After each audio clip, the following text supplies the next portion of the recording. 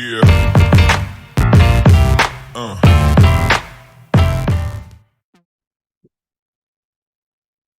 Dan kakak juga mengajarkan cara menghitung konsentrasi dalam satuan molaritas, gitu ya.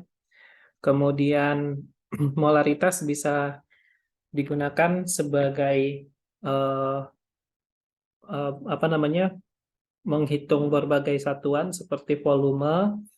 Kemudian kita juga sudah belajar cara mengubah dari molaritas ke satuan massa. Kemudian kita juga sudah belajar konsep pengenceran M1, V1, F1, V2 sama dengan V2, M2. Nah, itu adalah jadi konsentrasi dalam satuan molaritas merupakan alat yang kita gunakan untuk mengerjakan soal-soal stoikiometri larutan. Jadi, reaksi itu seperti basicnya, alatnya itu kita gunakan, alatnya adalah satuan molaritas, yaitu stoikiometri gitu ya. Jadi kalau kita tahu reaksi tapi nggak tahu cara ngitungnya, jadi kita sama aja nggak bisa kerjain soal gitu ya.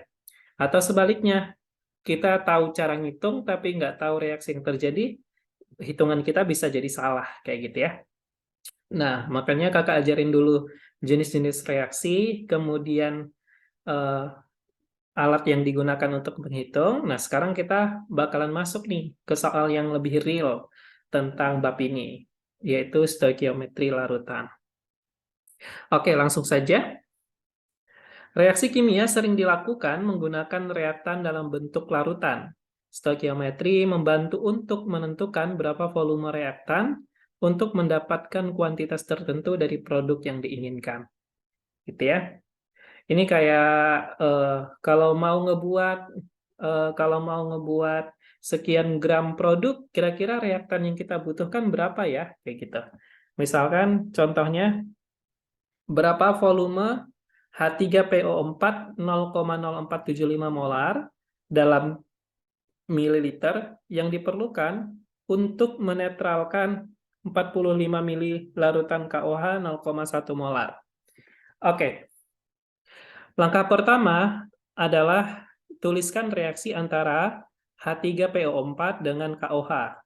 Oke, jadi H3PO4 aqueous tambah 3KOH aqueous menjadi K3PO4 tambah 3H2O.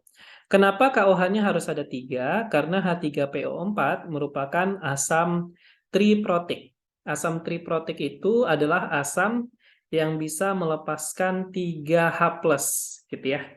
Maka dari itu kita butuh KOH-nya sebanyak 3 supaya semua H+-nya bereaksi dengan OH-.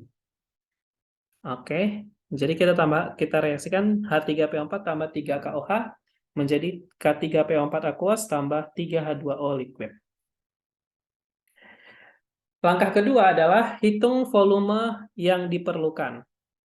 Nah, di sini yang ditanyakan volume H3PO4-nya kira-kira berapa nih yang kita perlukan. Nah, untuk menghitung volume yang diperlukan, maka kita harus hitung mol KOH dulu ya. Ini sepertinya salah ya. Ini bukan langsung hitung volume yang diperlukan. Oke, ini ada salah. Hitung mol KOH yang diperlukan.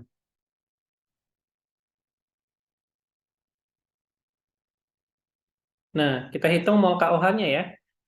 Di situ dikasih tahu volume KOH-nya 45 mili, konsentrasinya 0,1 molar.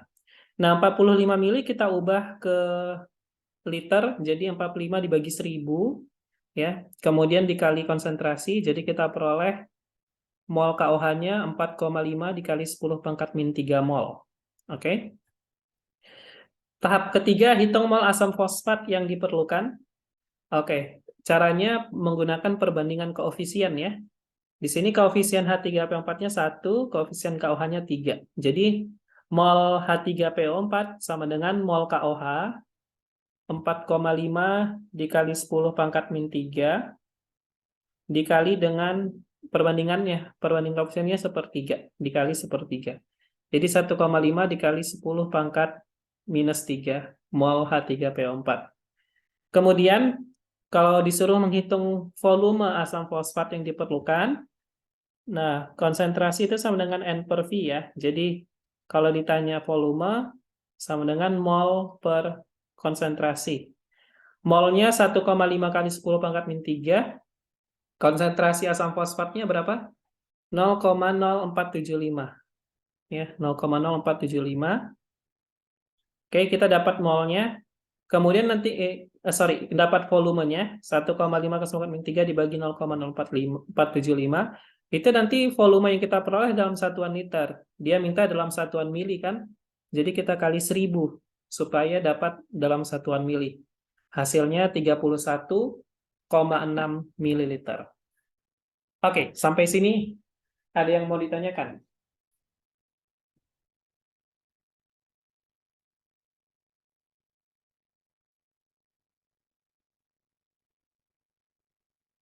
Enggak, Kak.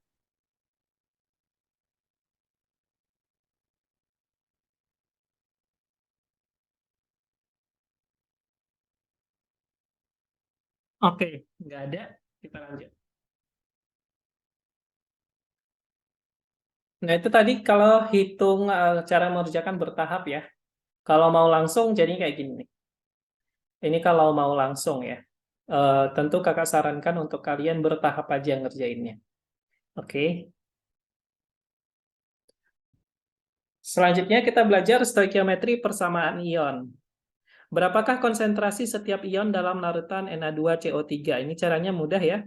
Pertama, tuliskan dulu reaksi ionisasi dari Na2CO3. Na2CO3 akan terionisasi menjadi 2Na plus tambah CO3 2-. Berarti konsentrasi Na plusnya adalah konsentrasi Na2CO3 dikali 2. Kenapa? Karena Na plusnya ada 2. Jadi konsentrasi Na plusnya 0,3 molar. Konsentrasi CO3 2-nya sama dengan konsentrasi Na2CO3 0,15 dikali 1. Kenapa? Karena CO3 2-nya ada 1 gitu ya. Jadi konsentrasi CO3 2-nya 0,15 molar. Seperti itu.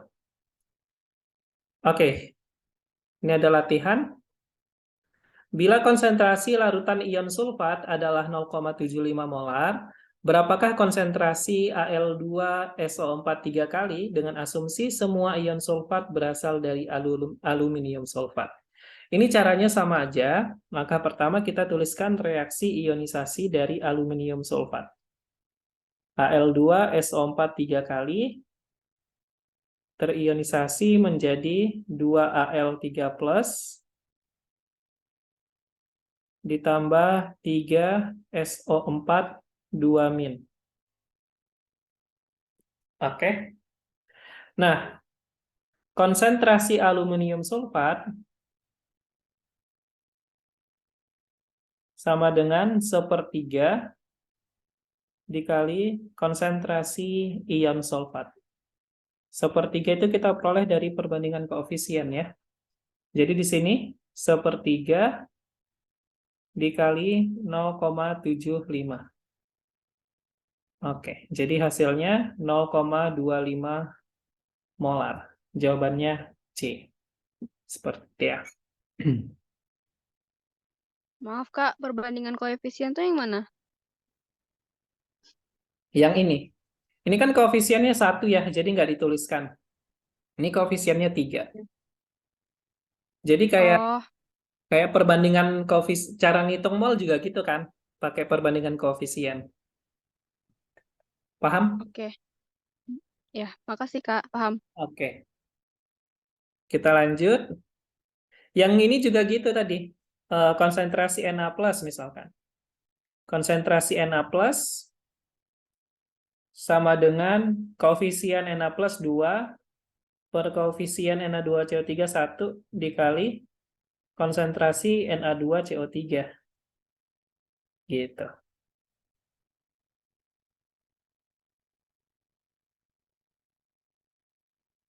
Oke, selanjutnya ini ada soal. Berapakah volume KOH 0,5 molar dalam mililiter yang diperlukan untuk bereaksi sempurna dengan 60 mili FeCl2 0,25 molar untuk membentuk untuk membuat padatan FeOH 2 kali. Oke, kita tuliskan reaksi yang terjadi dulu ya. Jadi di sini KOH direaksikan dengan FeCl2. Kita tuliskan reaksinya KOH ditambah FeCl2. Katanya untuk membentuk padatan FeOH 2 kali. Oke. Oke, jadi FeOH ini kan pergantian pasangan kation anion ya. Jadi FeOH 2 kali dan KCl. Nah, gitu ya. Kenapa kenapa FeOH 2 kalinya itu solid? Nah, itu jawabannya ada di minggu lalu ya, karena kakak udah ngasih tabel kan, tabel hafalan garam-garam yang tidak larut di dalam air. FeOH 2 kali ini salah satunya tidak larut di dalam air, makanya dia berada dalam bentuk padatan. Oke, ini reaksinya sudah setara ya. Kemudian tahap berikutnya adalah kita hitung mol FeCl2. Oke, mol FeCl2 sama dengan konsentrasinya dikali volumenya. Jadi konsentrasinya 0,25 molar, volumenya ubah langsung ke liter ya, jadi 0,06 liter. Oke, ini jadi kita dapat hasilnya 0,015 mol. Oke, tahap berikutnya adalah kita hitung mol KOH. Mol KOH sama dengan koefisien KOH per koefisien FeCl2 dikali mol FeCl2. Jadi 2 dikali 0,015 hasilnya 0,03 mol. Tahap berikutnya kita hitung volume KOH. Nah, volume larutan KOH sama dengan mol KOH dibagi konsentrasinya. Molnya 0,03 mol, konsentrasinya 0,5 liter mol per liter ya. Molar itu kan mol per liter ya. Mol per liter. Oke, ini kita dapat hasilnya 0,06.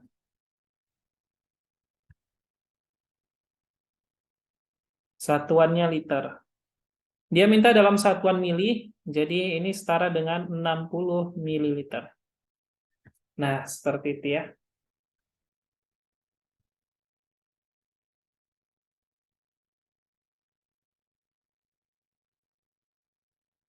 Oke, ada pertanyaan sampai sini?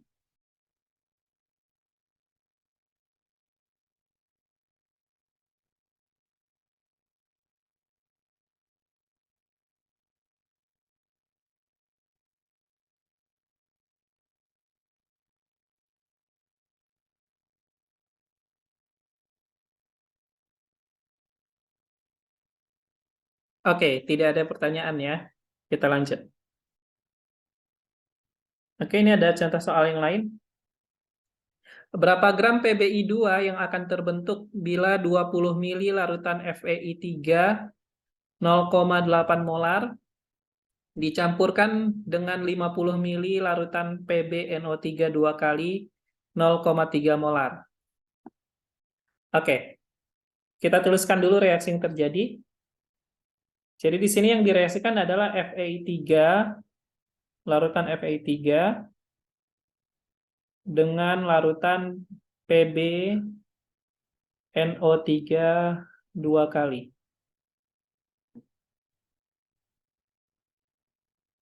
Menghasilkan PbI2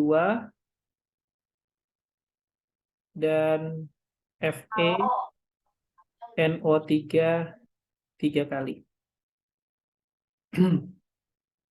Ini kita kali 2. Ini kita kali 3. Ini kita kali 3. Ini kita kali 2. Oke, ini udah setara ya. Oke, jadi tahap pertama pastikan reaksinya setara. Kemudian karena di sini diketahui volume dan konsentrasi dari tiap reaktan, maka tahap berikutnya adalah kita tentukan mol tiap reaktannya. Oke? Untuk mengetahui reaktan pembatasnya siapa, gitu ya. Oke, bentar. Ini kita buat di bawah dulu. Oke, kita hitung mol PbNO3 dua kali sama dengan konsentrasinya 0,3 molar dikali volumenya 0,05 liter. Oke. Ini hasilnya 0,015 mol. Kemudian kita hitung mol FeI3 ya. Kita hitung mol FeI3 sama dengan volume konsentrasinya 0,8 dikali mol volumenya 20 mili ubah ke liter ya. 0,02 liter. Oke, jadi hasilnya 0,016. Oke, tahap berikutnya adalah kita buat NBS ya, atau ABS, awal bereaksi sisa. Pada saat awal, mol FeI3-nya 0,016 mol, PbNO3 dua kali 0,015, PbI2 dan FeNO3 tiga kalinya belum ada. Berarti yang habis bereaksi siapa nih? Nah, untuk mengecek siapa yang habis bereaksi, kita tentukan caranya itu gini. Jadi, kita bagi mol tiap reaktan dengan koefisiennya masing-masing. Oke, ini udah kakak ajarkan ya di bab stoikiometri awal. Nah, ini berarti 0,016 dibagi 2, jadi 0,08. Nah, ini lebih besar. 0,008. Ini lebih besar dibandingkan mol PbNO3 dua kali dibagi dengan koefisiennya.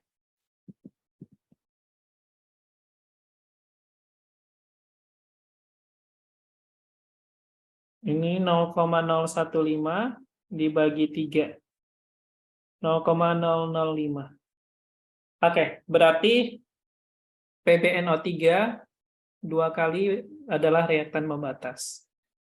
Jadi PbNO3 dua kali merupakan reaktan pembatas. Oke, tahap selanjutnya adalah karena PbNO3 dua kali reaktan pembatas, jadi dia habis bereaksi. Oke, jadi kalau awalnya 0,015, bereaksinya juga 0,015, jadi sisanya di sini 0. Nah, berapa FeI3 yang bereaksi? Nah, cara menentukan zat lain berapa yang bereaksi itu dari perbandingan koefisien ya. Jadi kalau ditanya berapa FeI3 yang bereaksi, berarti koefisien FeI3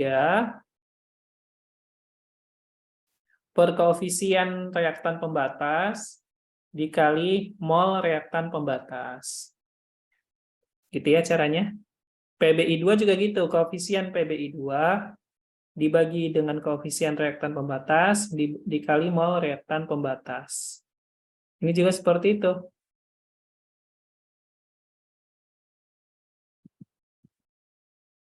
Oke, gitu ya caranya ya. Oke, berarti kakak tuliskan di sini pakai ini aja. Nah, jadi di situ itu hasilnya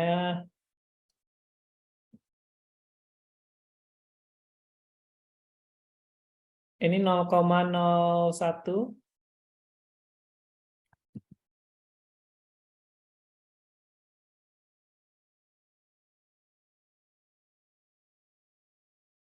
Ini 0,015, ini 0,01. Biar nggak rame, kakak tulisin aja langsung aja ya hasilnya ya. Oke, jadi di sini 0,01, 0,015, 0,01.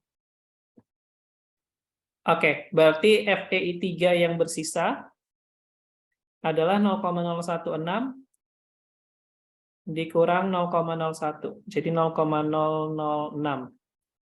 PBI 2 yang terbentuk 0,015, FeNO3 kali, FeNO3 3 kali yang terbentuk adalah 0,01. Oke, yang ditanyakan adalah berapa gram PBI 2? Kita udah dapat mol PBI 2-nya kan? Berarti massa PBI 2 sama dengan mol PBI 2 dikali MR PBI 2. Molnya 0,015. MR-nya tentu kalian bisa lihat di sini ya. Ini udah dikasih tahu nih. 461 gram per mol. Kalau di soal nggak dikasih tahu MR-nya, berarti kalian hitung sendiri. Gunakan tabel AR yang ada di tabel periodik. Oke, ini kita dapat hasilnya adalah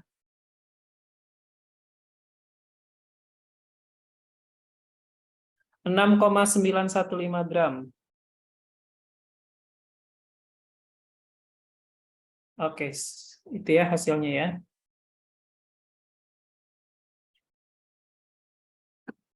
Oke, sampai sini ada yang mau ditanyakan?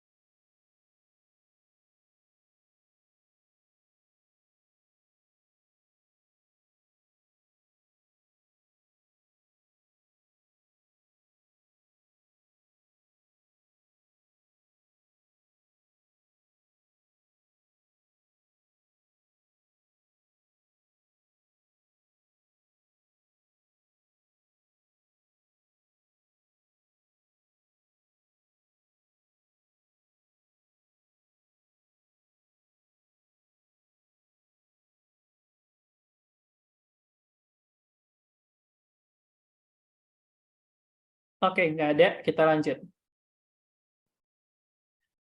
Oke, selanjutnya kita belajar analisis kimia. Nah, ini bagian yang sulit ya. Biasanya soal-soal ini tuh eh, reaksinya itu terkadang produknya itu nggak dikasih tahu.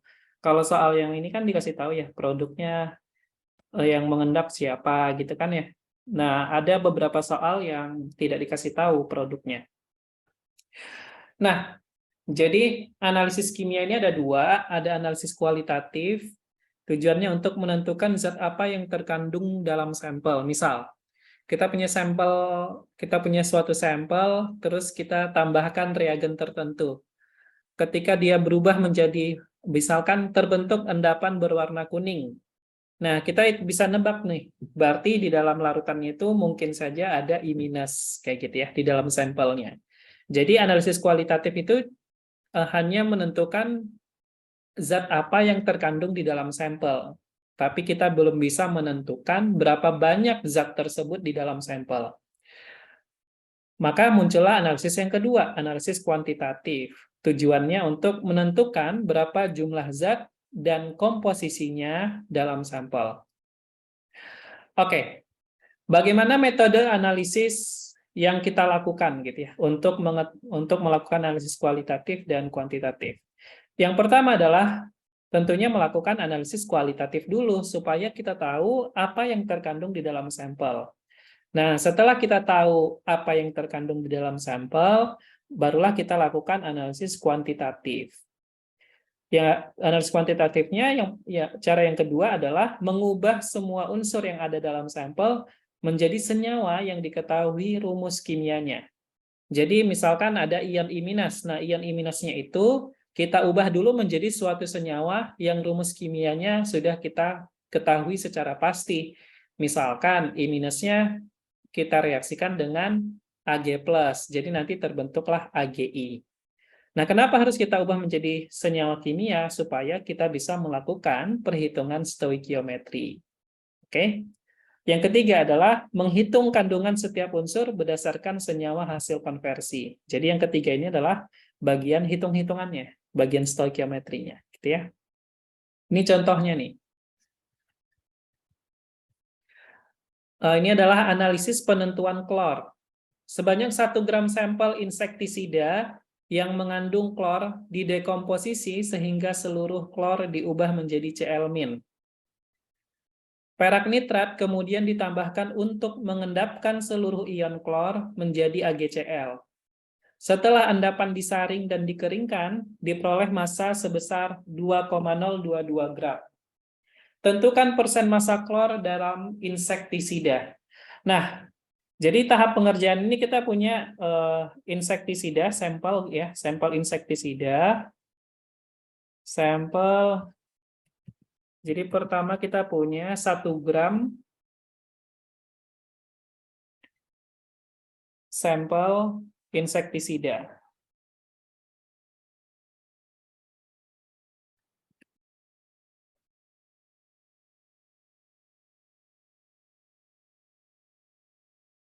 Oke, kemudian si sampel ini kita dekomposisikan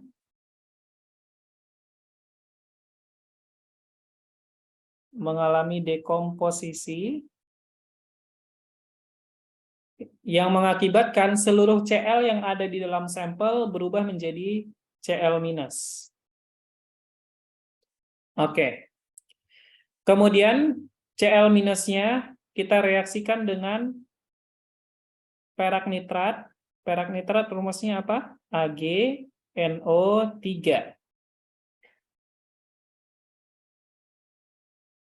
Menjadi AgCl solid.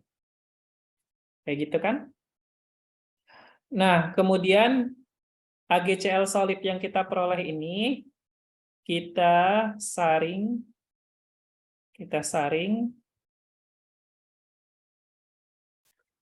yang kemudian kita keringkan. Ngapain dikeringkan? Biar air yang ada di dalam endapan hilang gitu ya. Jadi makanya kita keringkan. Keringkan itu caranya macam-macam, bisa masukin dalam oven atau bisa dibiarin aja di udara terbuka, nanti lama-lama kering gitu ya.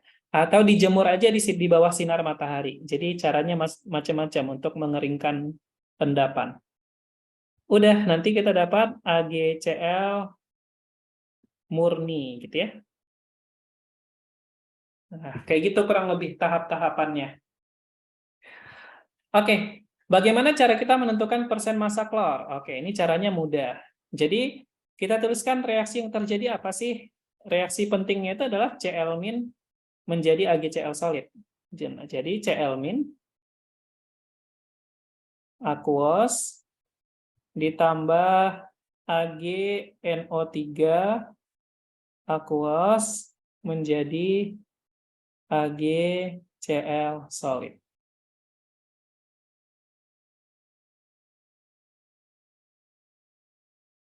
Oke.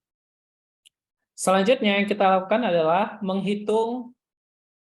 Jadi massa yang diketahui ini adalah massa AgCl ya. Jadi massa AgCl 2,022 gram.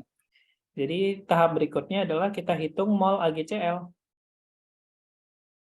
Mol AgCl sama dengan massa AgCl dibagi mR AgCl. Massa AgCl-nya udah ada di soal, 2,022 gram. mR AgCl berapa? 143,5 gram per mol. Oke. Nah, ini kita hitung dulu nih, molnya berapa.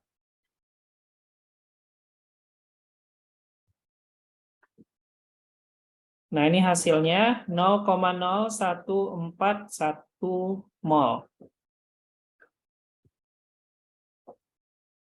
Kemudian, kita hitung mol Cl-nya. Oke. Mol Cl sama dengan mol AgCl. Dari mana itu? Dari perbandingan koefisien ya. Koefisien mereka sama-sama 1. Ini koefisiennya 1, ini juga 1. Jadi mol Cl sama dengan mol AgCl. Oke, jadi ini 0,0141 mol. Tahap berikutnya kita hitung massa Cl. Massa Cl sama dengan molnya dikali AR-nya. Molnya 0,0141, AR-nya 35,5. Oke, kita peroleh massa Cl-nya adalah 0,5 gram. Oke, yang ditanya bukan massa, tapi persen massa. Persen massa klor, gimana cara ngitungnya? Nah, gini caranya. Persen massa klor sama dengan massa klor dibagi massa sampel. Massa klornya berapa? Yang tadi kita hitung, 0,5 gram. Massa sampelnya 1 gram, ya, yang ada di soal. Dikali 100%. Jadi kita peroleh hasilnya 50%. Seperti itu. Jadi jawabannya ini 50%. Oke, ada pertanyaan?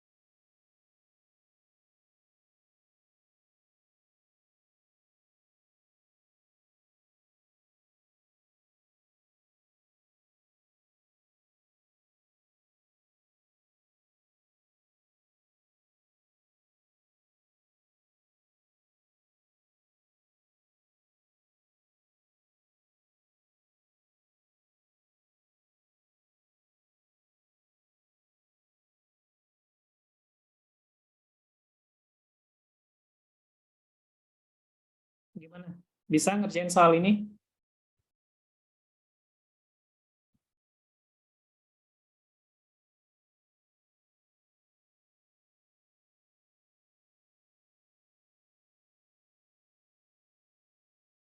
Gimana adik-adik? Bisa?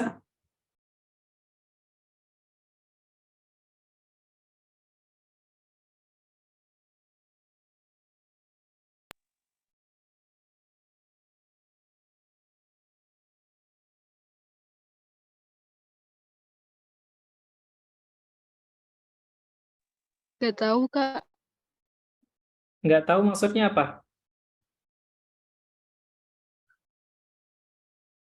Belum ngerti maksudnya. Bisa jadi bisa jadi enggak. Untuk yang ini dulu aja. Untuk soal yang ini bisa. Insya Allah. Oke, kita lanjut ya. Oke, selanjutnya ada yang disebut dengan titrasi. Titrasi itu adalah metode penentuan konsentrasi sampel dengan cara menambahkan reaktan yang diketahui konsentrasinya secara pasti. Oke? Ke analit yang konsentrasinya belum diketahui hingga seluruh analit habis bereaksi. Titrasi yang paling sederhana adalah titrasi asam dan basa, gitu ya. Nah, ini adalah salah satu contoh titrasi asam oksalat. Kalau kata-katanya titrasi asam oksalat, artinya kita ingin menentukan konsentrasi asam oksalat. Nah, ini adalah rangkaian alat titrasi yang gambar yang di sebelah kanan. Nah, tempat larutan sampelnya itu ada di dalam labu Erlenmeyer yang ada larutan berwarna ungu. Nah, itu wadahnya kita sebut labu Erlenmeyer. Oke. Di larutan yang berwarna ungu atau sampel itu kita sebutnya apa namanya? Ya sampel ya, analit. Jadi larutan sampel itu istilah kimianya analit. Oke. Kemudian yang kayak ada yang apa wadah yang ada kerannya itu yang di atas Erlenmeyer itu kita sebut buret. Oke, itu namanya buret. Nah, di dalam buret itu tempat titran. Oke, titran. Titran itu larutan yang udah diketahui konsentrasinya. Oke, itu namanya titran. Seperti itu kurang lebih rangkaiannya ya. Misalkan 25 mili larutan asam oksalat H2C24 hasil ekstraksi dari sampel daun suatu tanaman dititrasi dengan NaOH 0,5 molar. Dan titik akhir titrasi dicapai setelah 37,5 mili larutan basa ditambahkan. Tentukan konsentrasi larutan oksalat. Oke, langkah pertama tentu kita harus tuliskan reaksinya dulu. Kita tuliskan reaksi antara asam oksalat dan NaOH. Nah, lihat nih, asam oksalat itu dia asam diprotik H2. Oke, berarti ada 2 proton yang bisa dilepasin, 2H+. Jadi NaOH yang kita butuhkan 2. Oke, jadi 2 NaOH. Nanti produknya menjadi Na2C2O4. Seperti itu.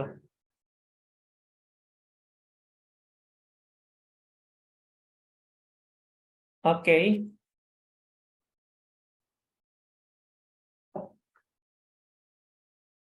Selanjutnya,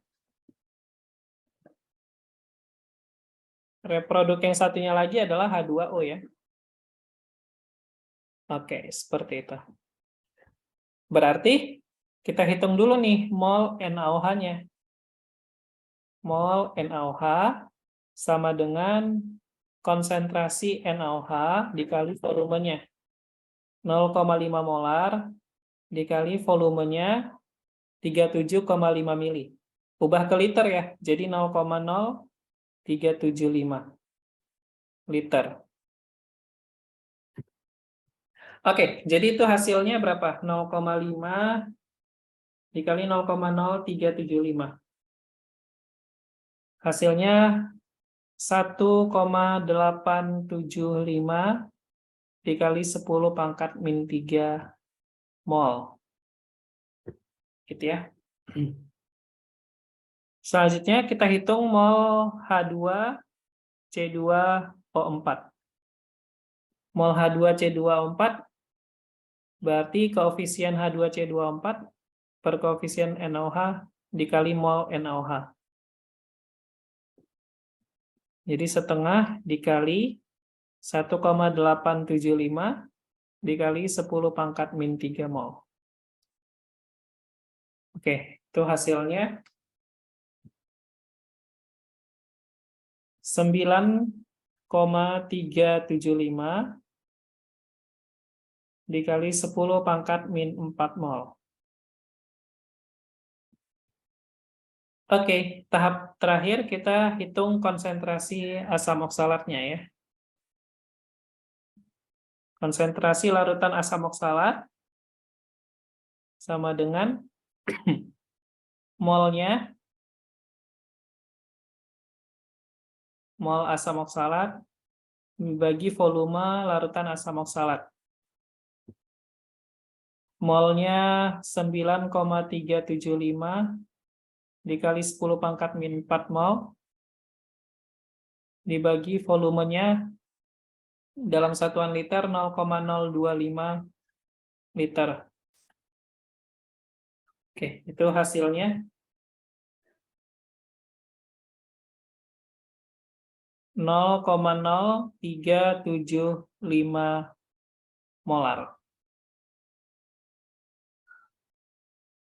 Oke, untuk soal ini ngerti?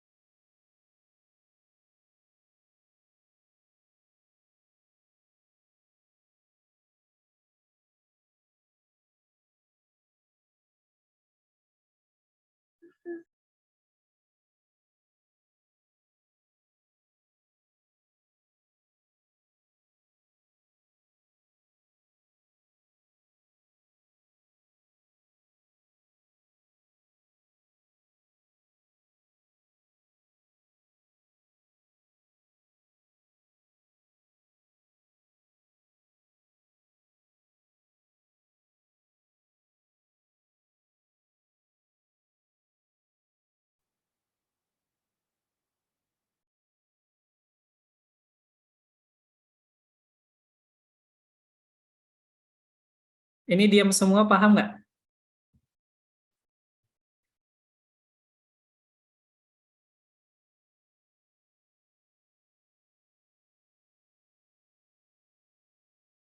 Gimana? Untuk soal ini paham?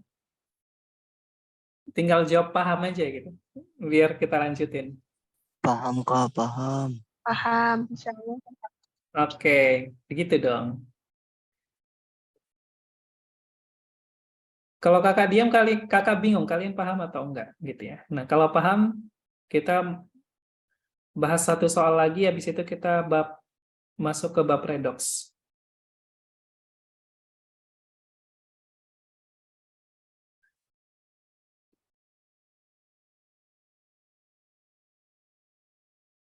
Nah, coba kalian kerjakan ini.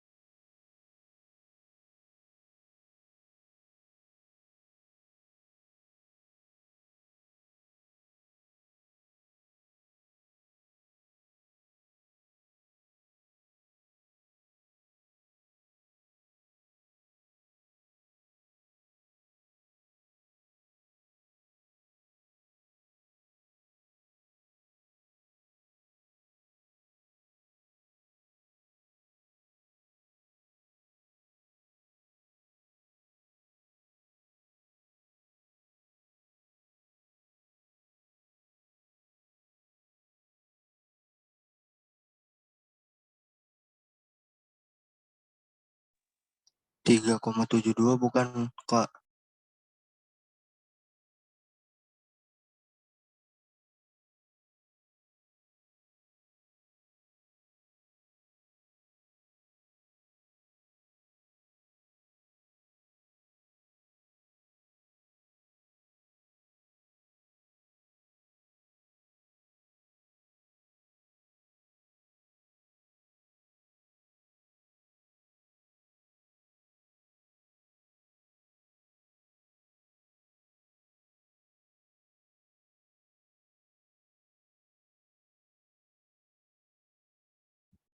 Oke, gimana?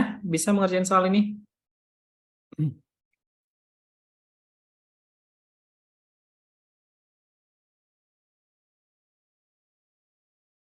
Ada yang udah selesai?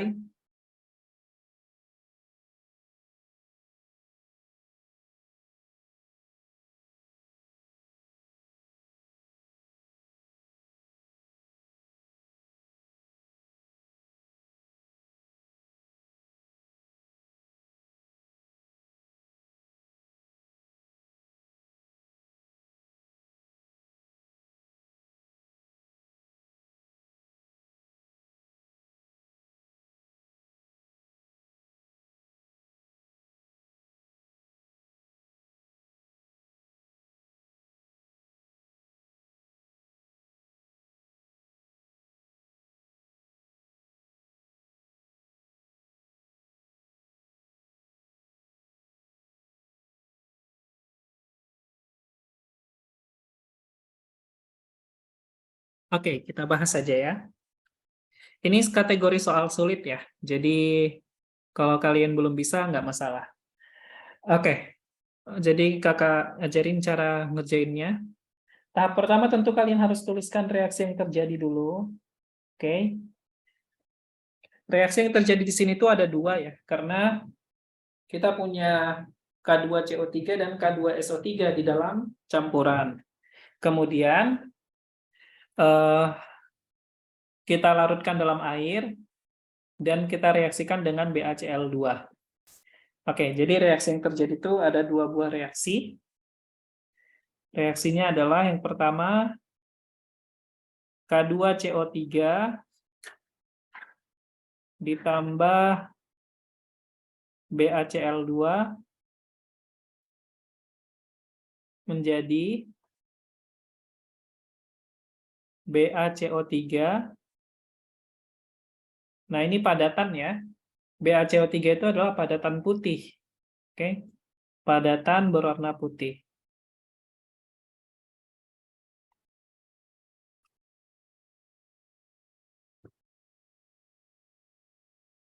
Oke. Dan KCl. Oke. Berikutnya reaksi yang kedua adalah K2SO3. Kita reaksikan dengan BaCl2 menghasilkan BaSO3 tambah 2 KCl. Sama ya, BaSO3 itu juga nggak larut dalam air, dan dia itu adalah padatan berwarna putih juga. Oke, ini adalah reaksi yang terjadi. Nah, jadi bisa kita tuliskan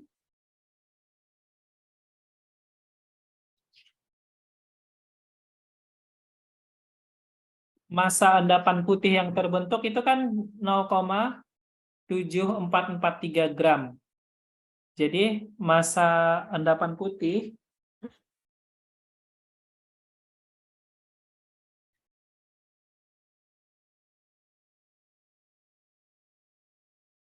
itu sama dengan massa BaCO3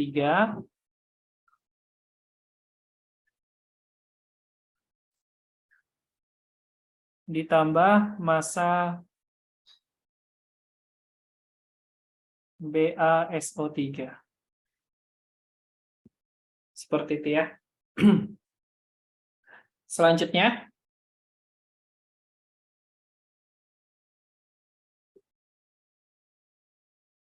Oke, selanjutnya yang diketahui BaCl2-nya kita nggak tahu jumlahnya berapa ya. Oke. Selanjutnya ini kita buat massa endapan putihnya kan 0,7443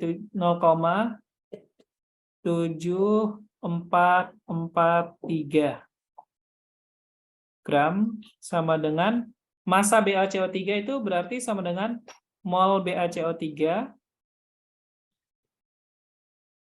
dikali mR BaCO3. Nah, ini mol BaSO3 dikali mR BaSO3. Kayak gitu ya. Oke. Kemudian di soal kita juga udah tahu bahwasanya sampelnya itu mengandung K2CO3 dan K2SO3. Jadi di sini di dalam sampel massa sampel sama dengan massa K2CO3 ditambah massa K2SO3. Nah, di sini kita buat massa sampelnya berarti 0,5301 gram.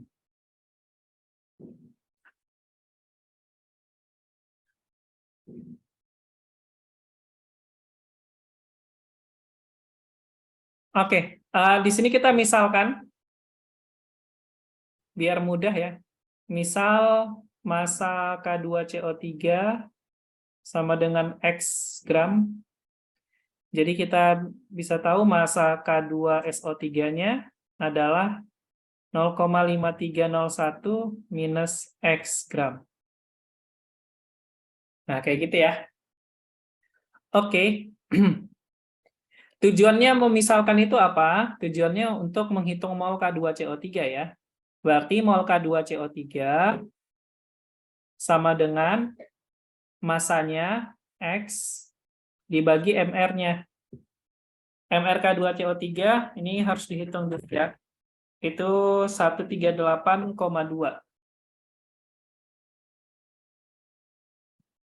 Jadi molnya segini. Mol K2SO3 adalah massanya 0,5301 minus X dibagi MR K2SO3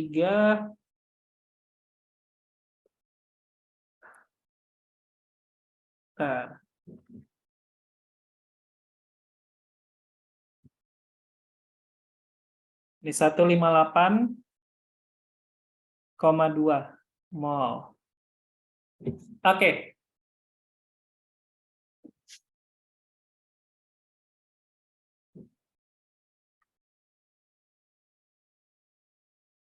Ini kakak hapus dulu ya.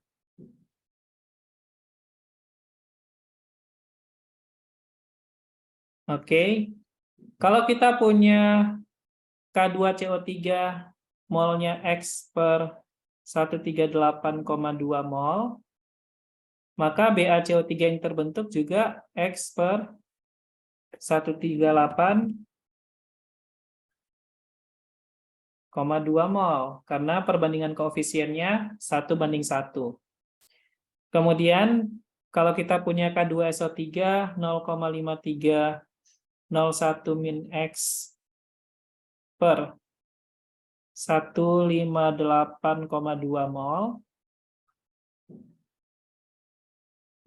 berarti ini juga seperti itu, 0,5301 min X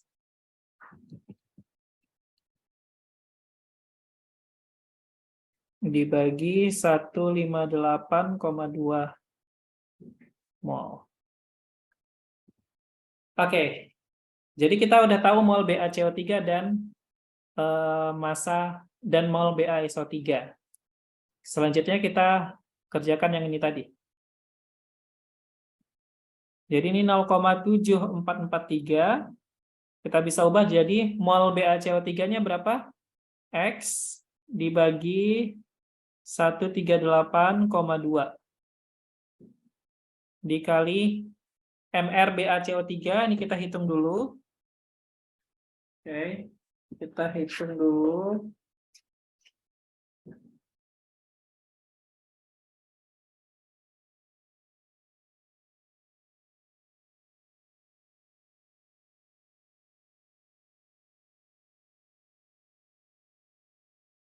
Oke, ini 197,33. Ditambah mol BaSO3 0,5301 min X dibagi 158,2 dikali MrBaSO3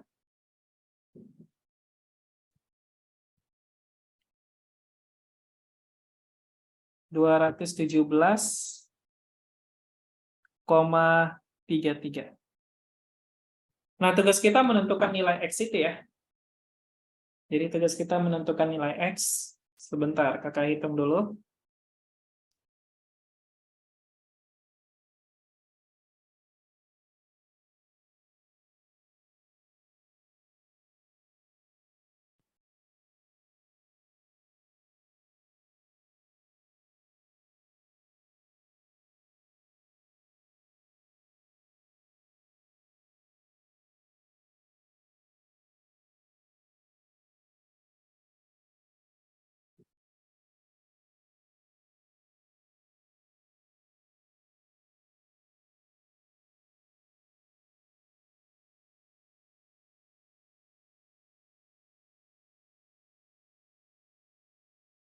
Oke, ini kakak udah dapat hasilnya, nilai X-nya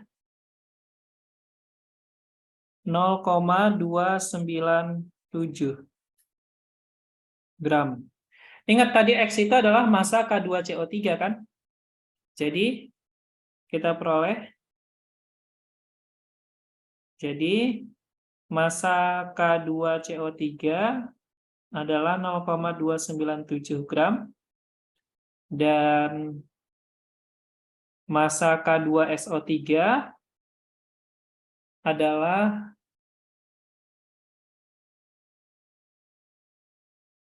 ini 0,5301 dikurang 0,297. Gitu ya. Berapa tuh 0,5301 dikurang 0,297?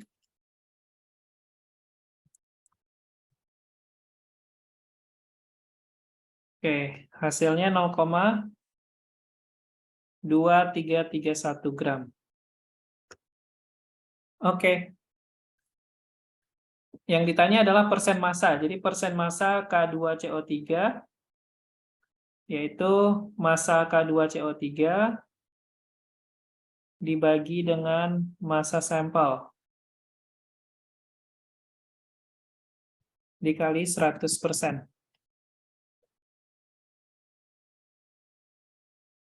Oke. Jadi 0,297 gram dibagi 0,5301 gram dikali 100%. Hasilnya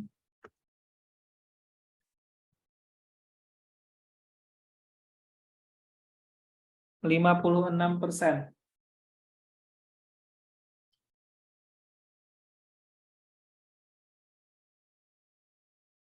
Oke, ini 56,03% ya.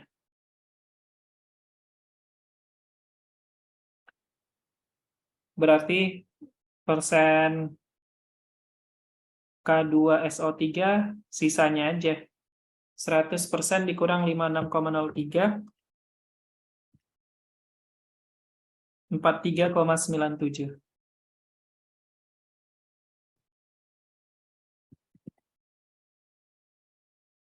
Persen. Oke. Seperti itu.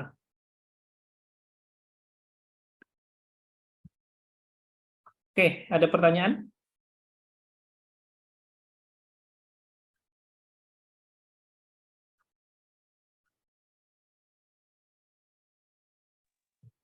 Kak, kalau cara menentukan X-nya gimana, Kak? Menentukan yang mana? X yang Yang X, persamaan yang panjang iya. itu kalian bisa hitung manual, ya kan? Bisa hitung manual. Maksudnya hitung satu-satu tuh. 197,33 dibagi 138,2 berapa? Terus bagian kanannya juga gitu. 217,33 dibagi 158,2. Terus nanti dikaliin ke dalam kayak gitu. Atau bisa pakai kalkulator. Kalau dipakai kalkulator, kalian masukin aja persamaannya di kalkulator dalam bentuk X. Kalian tahu caranya nggak? Tahu. Nah, nanti tinggal keluar hasil X-nya.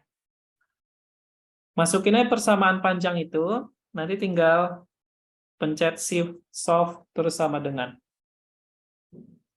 Oh, makasih Kak. Oke.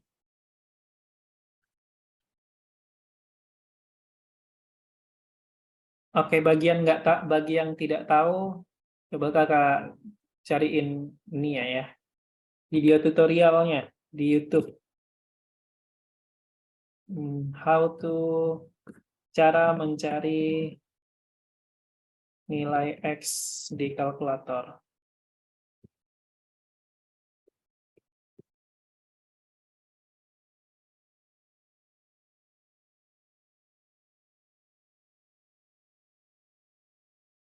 Introducing Cloudbeds.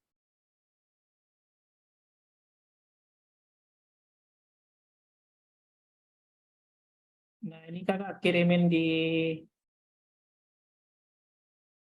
chat Zoom ya. Bagi yang tidak tahu mencari nilai X di kalkulator, buka link YouTube itu yang ada di chat Zoom. Kalian bisa pelajari di situ.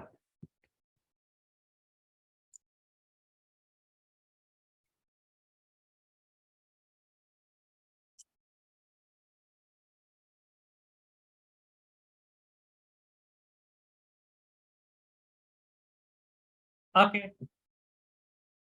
Masih ada pertanyaan untuk soal ini?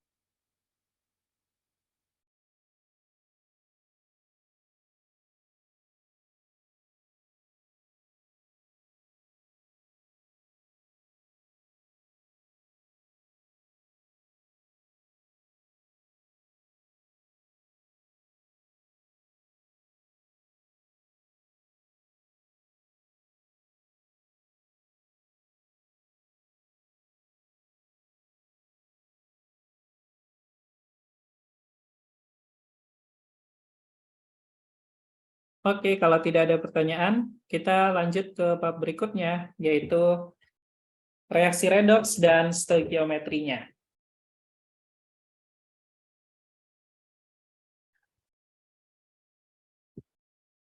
Topik yang akan kita pelajari yang pertama, kita bahas apa itu oksidasi, reduksi, reduktor, oksidator, dan cara menghitung bilangan oksidasi. Yang kedua, bagaimana cara menyetarakan reaksi redoks. Redoks itu singkatan dari reduksi dan oksidasi ya. Kemudian kita belajar reaksi asam dan logam seperti apa. Kemudian kita pelajari deret aktivitas untuk meramalkan produk reaksi. Selanjutnya, reaksi oksigen dengan senyawa organik logam dan non-logam. Yang terakhir kita bahas stoikiometri reaksi redoks. Redoks ini hampir setiap tahun keluar di soal OSK ya. Jadi ini bab yang paling penting nih. Bab sebelumnya juga penting, tapi ini juga penting juga ya. Jadi semuanya bagian yang ada stoikiometrinya itu penting pokoknya. Oke. Reaksi reduksi adalah reaksi redoks. Ini bukan redoksi ya, ini typo. Reaksi redoks adalah reaksi yang melibatkan transfer elektron dari satu zat ke zat yang lain. Oke. Reaksi redoks adalah reaksi yang melibatkan dua proses, yaitu proses oksidasi. Proses oksidasi adalah proses pelepasan elektron. Contoh, Na menjadi Na plus tambah elektron. Maka kita katakan Na mengalami oksidasi karena dia melepaskan elektron. Nah, karena Na mengalami oksidasi, maka Na kita sebut sebagai reduktor. Jadi reduktor adalah zat yang mereduksi zat lain, sedangkan dirinya sendiri mengalami oksidasi. Oke? Jadi Na berperan sebagai reduktor, yaitu zat yang melepaskan elektron. Kemudian proses reduksi. Ya, proses pertama adalah oksidasi, yang kedua adalah proses reduksi, merupakan proses pengambilan elektron. Contoh, Cl2 tambah 2 elektron menjadi 2 Cl-. Artinya, si Cl2 ini mengalami reduksi. Karena Cl2 mengalami reduksi, maka Cl2 kita sebut sebagai oksidator, yaitu zat yang mengoksidasi zat lain, sedangkan dirinya sendiri mengalami reduksi. Jadi Cl2 berperan sebagai oksidator, yaitu zat yang menerima elektron. Sehingga reaksi ini, reaksi oksidasi dan reduksi kalau kita totalkan menjadi Na tambah 2Na tambah Cl2 menjadi 2Na plus tambah 2 Cl-. Kenapa menjadi 2Na gitu ya? Karena kita perlu menyetarakan jumlah elektronnya. Jadi di sini kan elektronnya masih 1, jadi kita perlu kali 2 supaya elektronnya sama. Makanya di sini Na-nya ada 2. Oke, jadi ini reduktor. Reduktor adalah zat yang mengoksidasi. Kita lebih enak pakainya katanya itu spesi ya, spesi. Kalau ada kata spesi itu bisa senyawa, bisa ion, oke? Spesi yang mengoksidasi spesi lain, tapi dirinya sendiri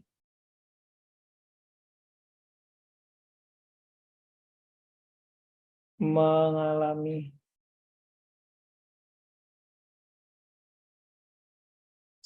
reduktor itu mereduksi ya.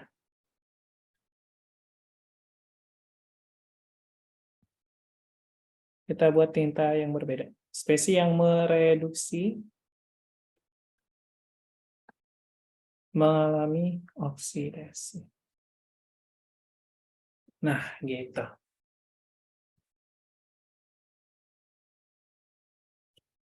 Kalau oksidator, spesi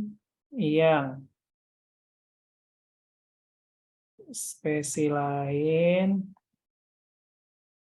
tapi dirinya sendiri mengalami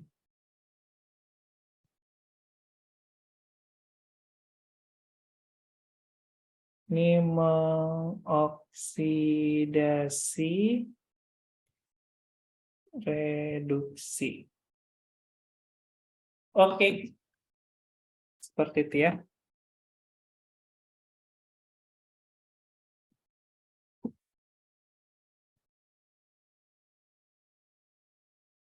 Kita lanjut.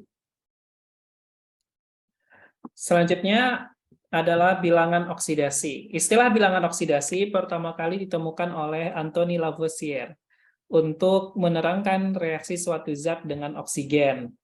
Saat ini, pengertian bilangan oksidasi tidak selalu dikaitkan dengan reaksi dengan oksigen, tetapi dikaitkan dengan banyaknya elektron yang terlibat dalam pembentukan ikatan kimia, baik ikatan ion maupun ikatan kovalen. Contoh, pada rumus CaCl2, ikatan kimia antara Ca dan Cl terbentuk karena atom Ca mentransfer 2 elektron ke Cl membentuk Cl2+ dan ion Cl-, di mana Ca berubah menjadi Ca2+ tambah 2 elektron, dan Cl2 menangkap 2 elektron menjadi 2 buah Cl-. Sehingga reaksi totalnya adalah Ca tambah Cl2 menjadi CaCl2. Seperti itu ya.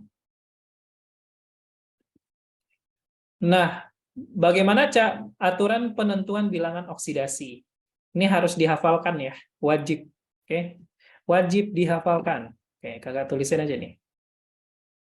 Wajib dihafal. Aturan pertama, atom dalam keadaan standar memiliki bilangan oksidasi, singkatan dari bilangan oksidasi Bilox atau BO ya. Jadi kalau ada Bilox atau BO itu artinya bilangan oksidasi. Atom dalam keadaan standar Biloxnya 0. Contoh Na, Ba, Al, H2, Cl2, O2 itu BO-nya 0. Jadi kalau atom dalam keadaan standar BO-nya pasti 0. Kemudian aturan 2, atom dalam keadaan ion monoatom memiliki BO sama dengan muatannya. Contoh, atom Al dalam bentuk Al3+, bilangan oksidasi Biloxnya +3. Kenapa? Karena muatannya +3. Atom F dalam bentuk F-, Biloxnya -1. Kenapa? Karena muatannya -1. Oke. Aturan 3. Dalam senyawa, unsur-unsur halogen memiliki BO-1. Jadi kalau ada senyawa yang mengandung halogen, halogennya itu Biloxnya kemungkinan besar -1. Oke. Halogen itu golongan 7A ya. Misal NaF, berarti Bilox F-nya di situ -1, gitu ya. Oksigen, kalau ada senyawa yang mengandung oksigen, Bilox oksigennya kemungkinan besar -2, kecuali peroksida. Kalau peroksida, Biloxnya -1. Peroksida itu apa? Peroksida itu gini, O2, 2-. Nah, kalau ada ion seperti ini, itu kita sebutnya peroksida, di mana muatan Bilox O-nya -1. Nah, kalau ada senyawa yang mengandung hidrogen, Bilox hidrogennya pasti +1, kecuali dalam senyawa hidrida. Misal, kalau ada senyawa H2S, Bilox H-nya +1, gitu ya. Senyawa hidrida itu adalah senyawa hidrogen dengan logam. Jadi MH. M itu metal ya. Jadi MH itu kita sebutnya senyawa hidrida. Jadi kalau ada contoh NaH. Nah, di sini Bilox hidrogennya -1. Jadi Bilox hidrogen -1. Berarti Bilox Na-nya +1. Gitu ya. Aturan 4. Dalam senyawa, bilangan oksidasi atom-atom lain di luar aturan 3 menyesuaikan dengan muatan total dari senyawa tersebut. Contoh, CO2. Nih, CO2. Kalau ada senyawa yang mengandung O, Bilox O-nya berapa? -2. Jadi Bilox O-nya udah pasti -2. Oke? Karena CO2 netral, maka BOC-nya harus +4. Jadi maksudnya gini, BOC ditambah 2 kali BO oksigen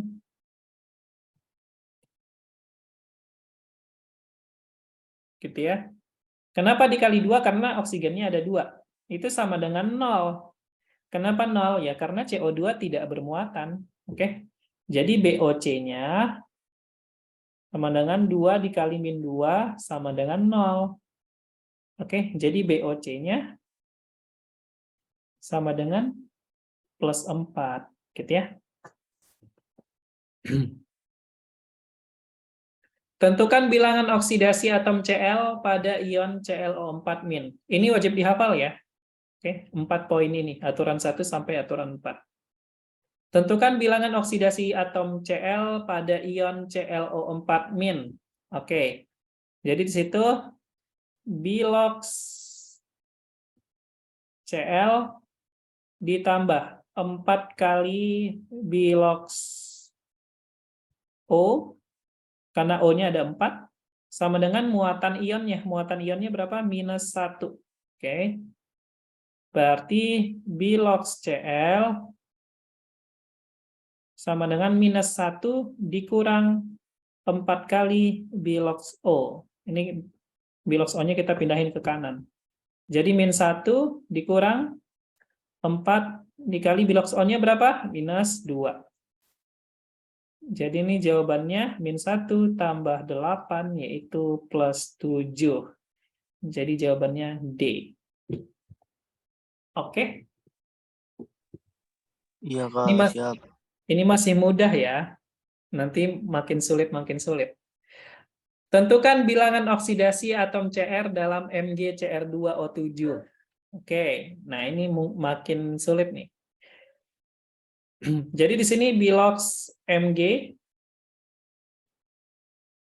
ditambah, ini sebenarnya cara paling mudahnya itu kalian ionisasikan gitu ya. Pertama kita ionisasikan Mg Cr2O7. Gimana cara ionisasikannya? Mg itu kan golongan plus golongan 2A. Jadi kalau Mg menjadi ion, muatannya +2. Oke, jadi Cr2O7 itu muatannya -2. Udah, sekarang kita tentukan bilox Cr dari Cr2O7 2-. Gitu ya. Jadi bilox Cr, 2 kali bilox Cr, ditambah 7 kali bilox O, sama dengan -2. Nah, jadi bilox Cr-nya sama dengan -2 dikurang 7 dikali bilox O-nya -2 dibagi 2. Ya kan? Jadi -2 tambah 14 dibagi 2, hasilnya adalah +6. Jadi jawabannya A. Kayak gitu. Jadi kalau kalian punya senyawa ionik, kalian ionisasikan dulu kation dan anionnya. Seperti itu.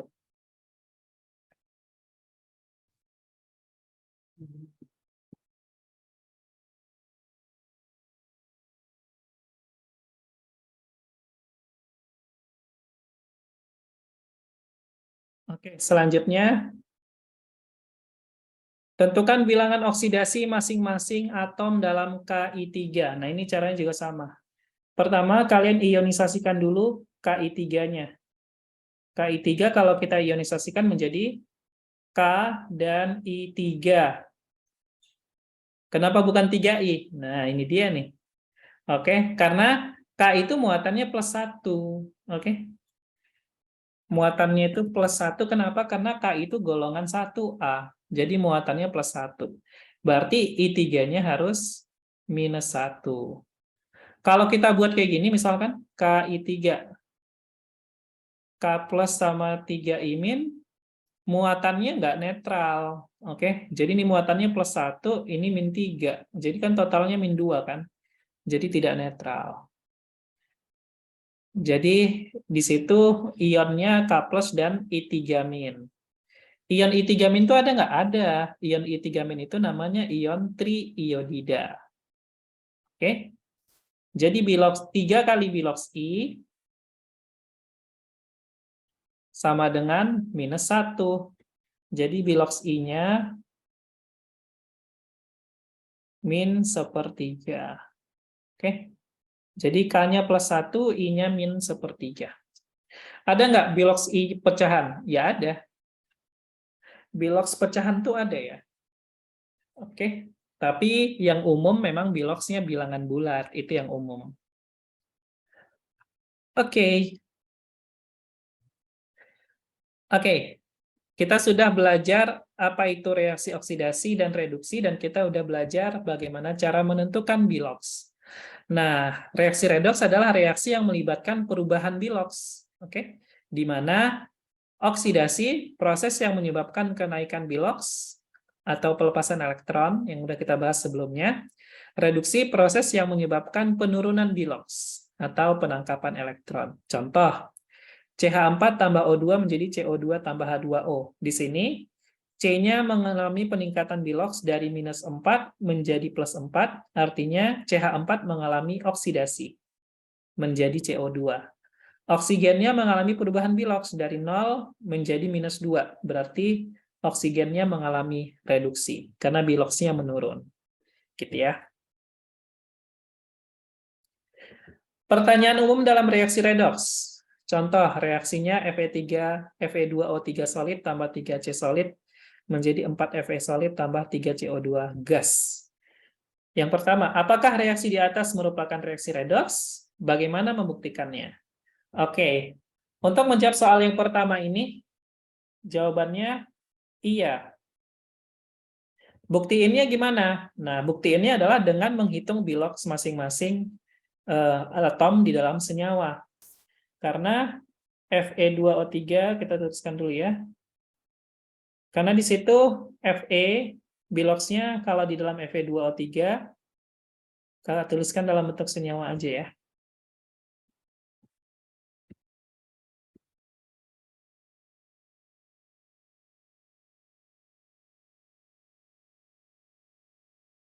Ini sebenarnya berkaitan dengan jawaban pertanyaan yang kedua ya. Spesies mana yang mengalami reduksi dan mana yang mengalami oksidasi. Oke deh, kita bahas dulu aja yang ini. 4Fe tambah 3CO2. Oke, bilox Fe di dalam Fe2O3 adalah +3. Bilox C di dalam C solid berapa bilox C-nya? 0, karena dia unsur. Kemudian Fe juga di sini 0. Bilox C dalam CO2 +4. Jadi reaksi ini adalah reaksi redox karena terjadi perubahan bilox. Oke.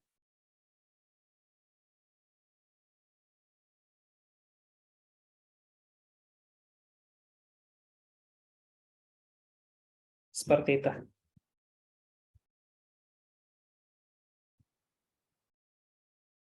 Di sini biloxnya meningkat. Menurun.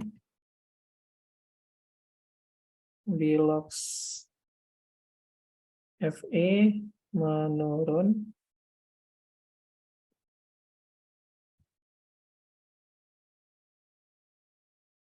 Bilox C meningkat. Oke.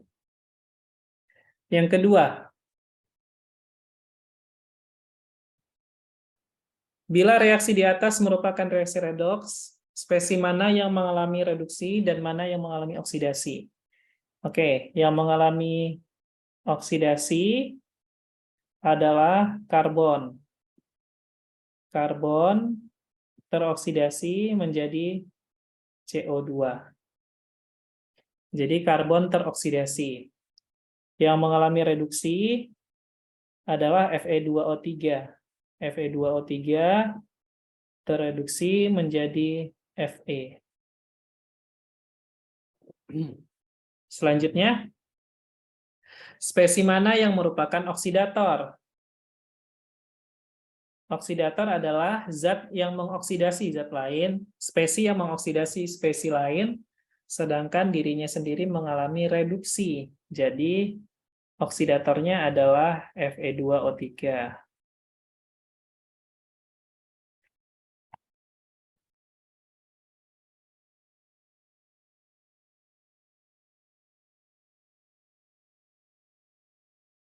Jadi, reduktornya adalah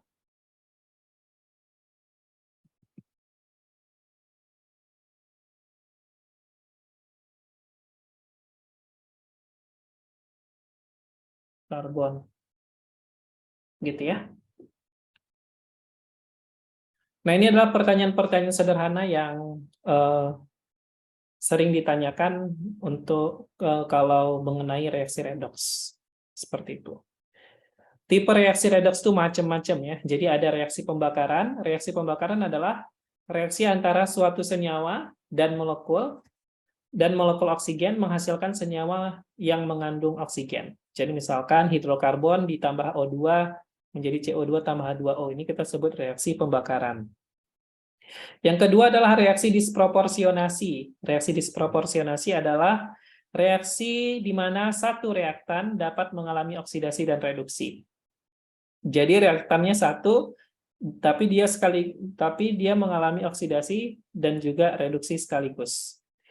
Yang ketiga adalah reaksi pertukaran. Adalah reaksi yang melibatkan dua unsur yang saling bertukar tempat dalam suatu senyawa. Maksudnya di sini Zn menggantikan H gitu ya. Jadi Zn bertukar tempat dengan H. Jadi Zn awalnya solid berubah menjadi aqueous, sedangkan H awalnya aqueous berubah menjadi gas kayak gitu. Oke, bagaimana cara menyetarakan reaksi redoks? Oke, kita belajar dulu penyetaraan reaksi redoks sederhana. Untuk reaksi Al solid tambah CO2 plus aqueous menjadi Al3 plus aqueous tambah Cu solid. Pertama kita tuliskan setengah reaksi reduksi dan setengah reaksi oksidasi. Oke, supaya kita tahu siapa yang mengalami reduksi dan oksidasi. Di sini Al-nya biloxnya 0, di sini bilox Al-nya plus 3. Jadi Al mengalami oksidasi. Jadi setengah reaksi oksidasinya Al solid menjadi Al3+. Supaya setara, kita tambahkan 3 elektron di sebelah kanan. Supaya muatan di kiri dan kanan sama. Berarti yang mengalami reduksi adalah Cu. Di sini biloxnya 2, di sini 0. Gitu ya. Setengah reaksi reduksinya Cu2+ tambah 2 elektron menjadi Cu. Supaya reaksi reduksi dan oksidasi bisa kita jumlahkan, maka kita harus samakan elektronnya. Jadi setengah reaksi reduksi kita kali 3, setengah reaksi oksidasi kita kali 2. Supaya elektronnya sama-sama 6. Oke, setelah elektronnya sama, barulah kita coret. Ya, kita jumlahkan. Kalau ada 2 spesies yang sama di kiri dan di kanan, itu kita coret. Hasilnya 2 Al solid tambah 3 Cu2+ menjadi 2 Al3+ tambah 3 Cu solid. Oke, ini masih sederhana. Bagaimana kalau menyetarakan reaksi redoks yang ini? Oke. Kalau reaksinya sudah melibatkan oksigen dan hidrogen, maka kita harus menggunakan metode lain, yaitu metode setengah reaksi. Oke, sekarang kakak ajarkan menyetarakan reaksi dalam suasana asam dulu ya. Untuk reaksi dikromat tambah Fe2+ menjadi Cr3+ tambah Fe3+. Langkah pertama tentukan biloxnya dulu supaya kita tahu siapa yang mengalami oksidasi dan siapa yang mengalami reduksi. Bilox Cr dalam dikromat adalah plus 6. Di dalam Cr3+ plus 3. Jadi yang mengalami reduksi adalah dikromat menjadi Cr3+. Yang mengalami oksidasi adalah Fe2+, awalnya 2, menjadi Fe3+, biloxnya 3. Gitu ya. Jadi dua setengah reaksinya seperti ini ya. Reduksi dan oksidasi. Nah, kita setarakan masing-masing setengah reaksi.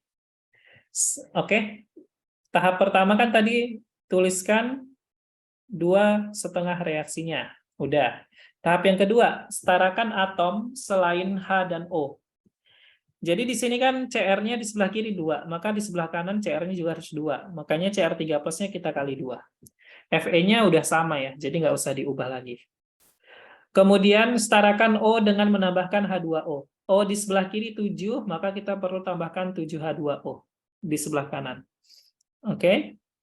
Untuk yang Fe nggak usah diubah lagi ya. Samakan jumlah H dengan menambahkan H+.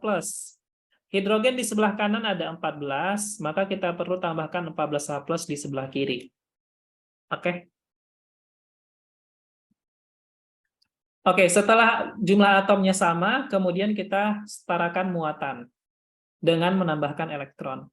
Oke, untuk yang ini, di sini muatannya -2 tambah plus 14 adalah plus 12. Di sebelah kanan yang ini plus 6. Plus 12 sama plus 6. Maka elektron kita tambahkan di kiri ya, karena elektron itu muatannya negatif. Jadi kita perlu tambahkan elektron sebanyak 6 supaya plus 12 tambah minus 6 jadi plus 6. Jadi di kiri dan di kanan muatannya sama. Oke, kemudian untuk yang Fe di sini plus 2, di sini plus 3, ya kita tambahkan 1 elektron aja supaya sama-sama plus 2 di kiri dan di kanan. Oke, setelah muatannya sama, kita setarakan jumlah elektronnya. Oke. Reaksi yang Fe kita perlu kali 6 supaya elektronnya ini sama-sama 6. Nah, kemudian nanti bisa dicoret gitu ya.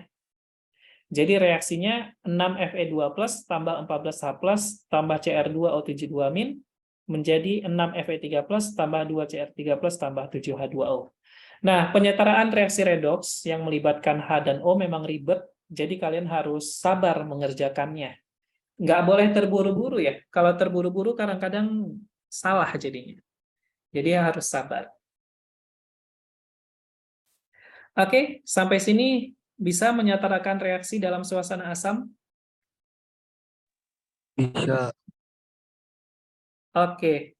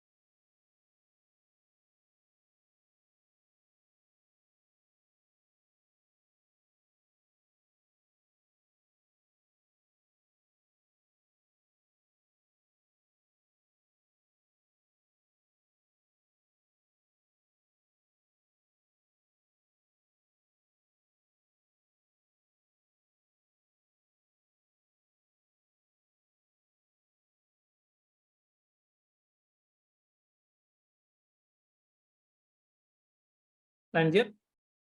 Bagaimana cara menyatarakan reaksi redoks dalam suasana basa? Nah, ini sebenarnya kalau mau menyatarakan dalam suasana basa, caranya itu setarakan dulu dalam suasana asam. Oke? Jadi setelah langkah 1 sampai 7 kita lakukan, kemudian kita lakukan langkah 8 sampai 10.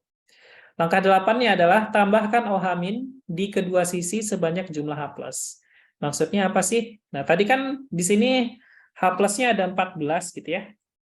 Jadi kita tambahkan OH- di kiri dan di kanan 14. Jadi 14 OH- di kiri, 14 OH- di kanan. Oke?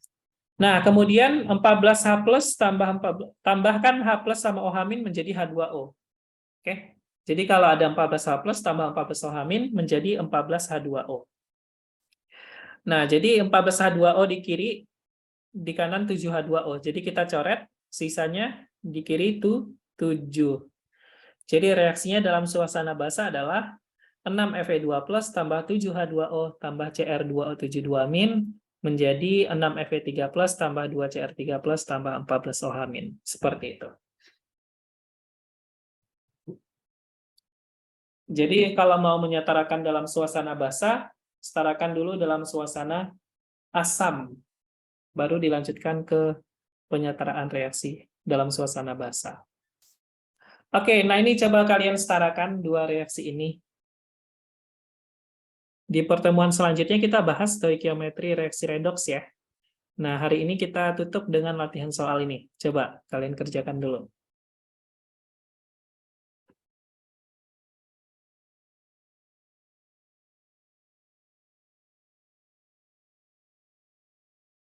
Kakak minta yang kalian kerjakan yang 2 ya, dalam suasana basa. Oke? Reaksi yang kedua.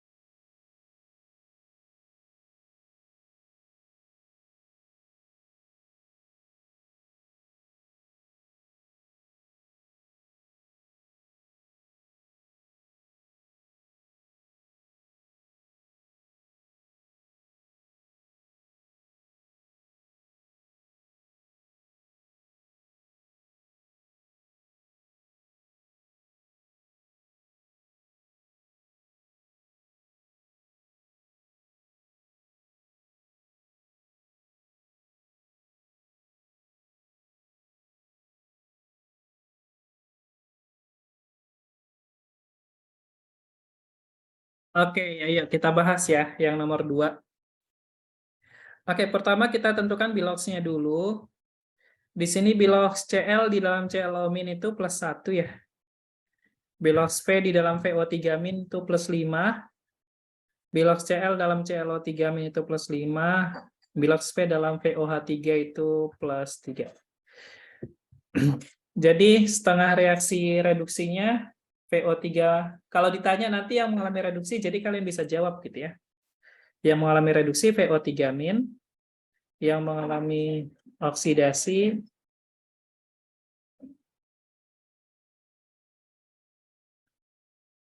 ClO min.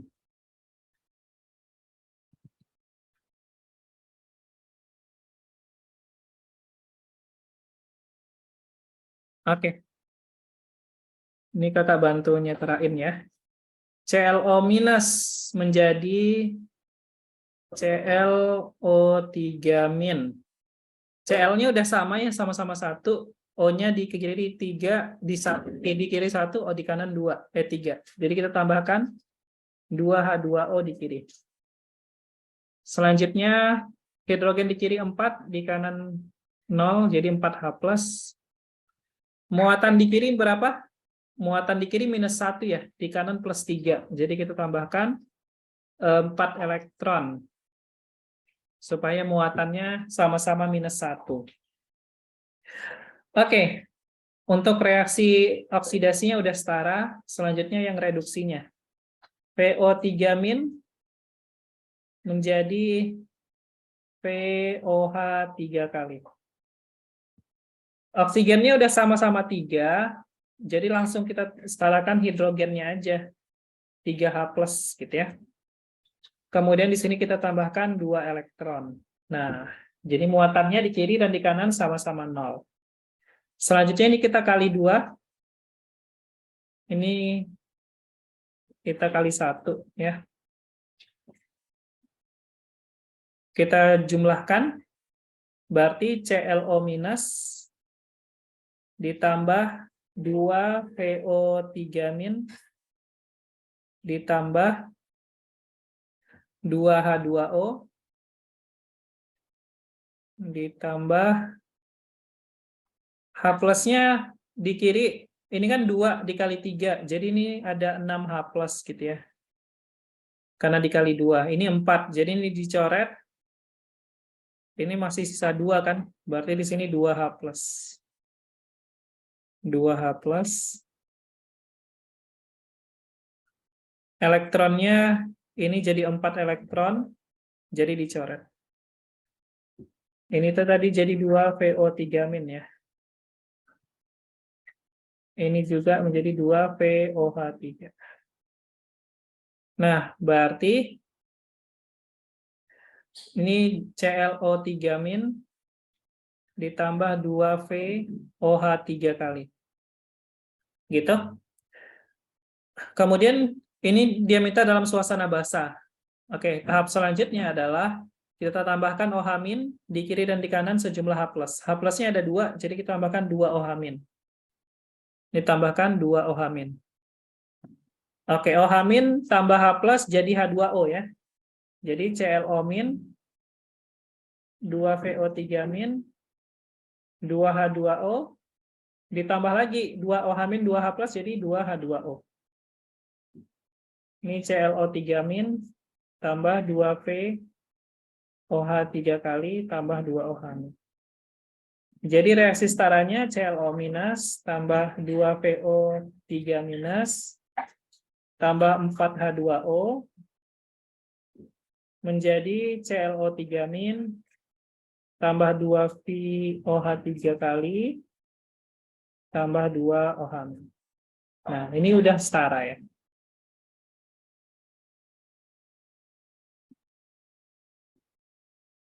Oke, ada pertanyaan?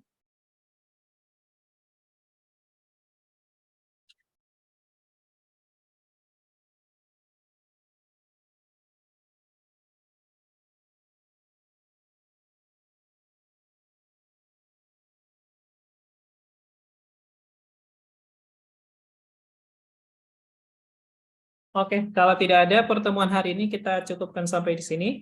Sampai ketemu lagi minggu depan ya, di jam yang sama. Assalamualaikum, selamat siang. Waalaikumsalam.